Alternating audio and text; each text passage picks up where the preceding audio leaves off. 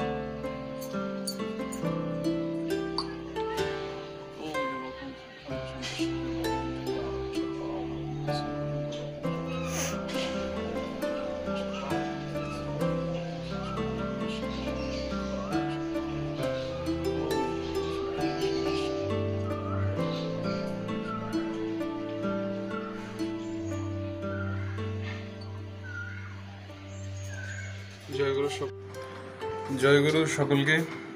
সকালবেলার পুজো দিয়ে আমার সমাপ্ত হলো। আজকে আর্দ্রতা খুব বেশি, তবুও আজকে বৃষ্টির একটা আবহাওয়া তৈরি হয়েছে। যাই হোক, বৃষ্টি হলে খুবই ভালো হবে এবং বৃষ্টি হওয়াটা দরকার। যেভাবে উষ্ণতা বাড়ছে দিন দিন, আমরা একটু সত্যি পরিশ্রান্ত। কাজে যদি বৃষ্টি হয় সব খুব ভালো লাগবে।